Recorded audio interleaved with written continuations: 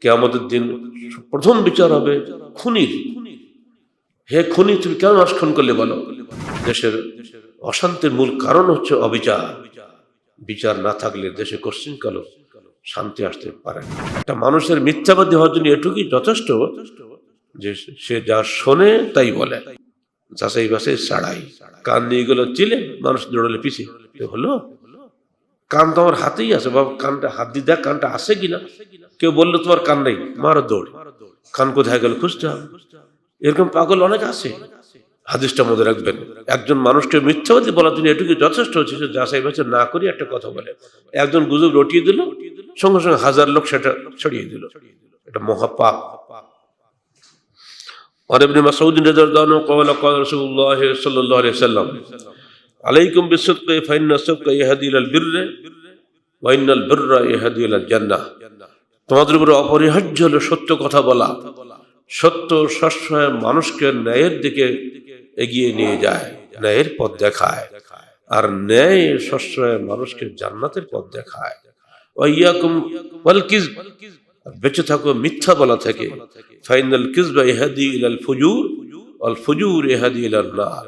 কারণ মিথ্যা মানুষকে পাপাচারে প্ররোচিত করে, আর পাপাচার মানুষকে জাহান্নামে নিয়ে যায়। মুত্তাফাকুন আলাইহি, বুখারী মুসলিমের হাদিস। অতএব সাবধান, মিথ্যা গুজবে কান দিবেন না। মা চলে গেছে বাচ্চাকে নিয়ে স্কুলে, ছোট্ট বাচ্চা ৬-৭ বছর বয়স। স্কুলের একেবারে মেন গেটে গিয়ে বাচ্চা যখন ঢুকেছে তখন মাকে একদল গুজবারি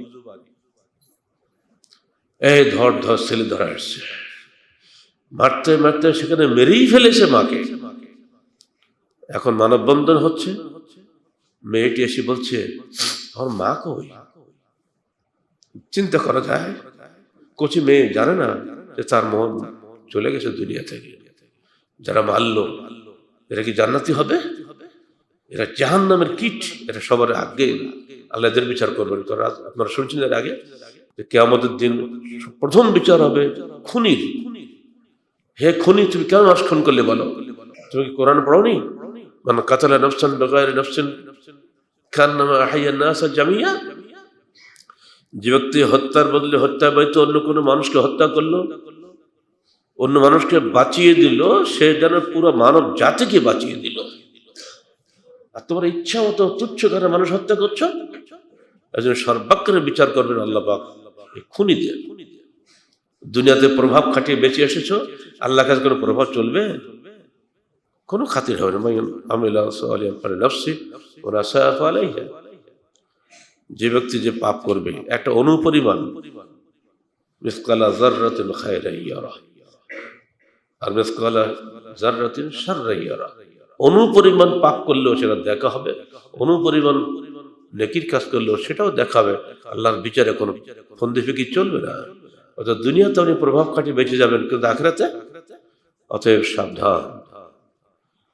দেশের অশান্তির মূল কারণ হচ্ছে অবিচার। বিচার না থাকলে দেশে কোশ্চিন কালো শান্তি আসতে পারে না। অতএব যারা বিচারক আছেন, আইন শৃঙ্খলা বিভাগে কাজ করছেন, দয়া করে আল্লাহকে ভয় করুন।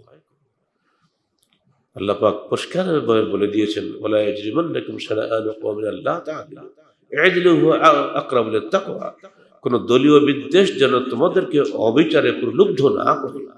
তোমরা ন্যায় বিচার করো, যা তাকওয়ার নিকটবর্তী।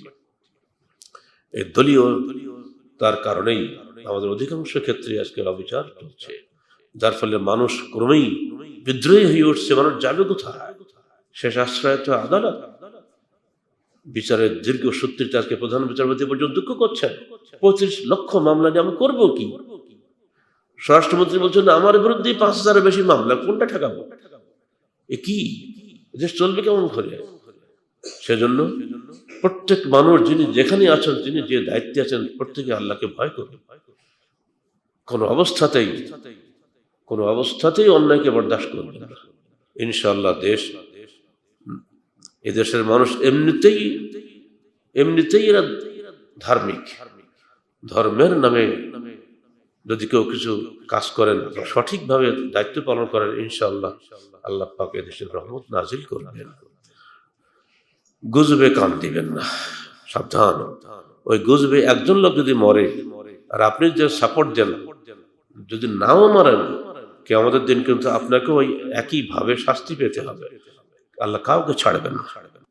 আবারও বলছি, গুজবে কান দিবেন না। যে কোনো গুজব, খালি পদ্মা সেতু না, যে কোনো গুজব যখন সমাজে আসবে, সর্বাগ্রে মুসলমান হিসেবে আপনার কর্তব্য হবে সূরা হুজরাত ৬ আয়াতটি মনে রাখা।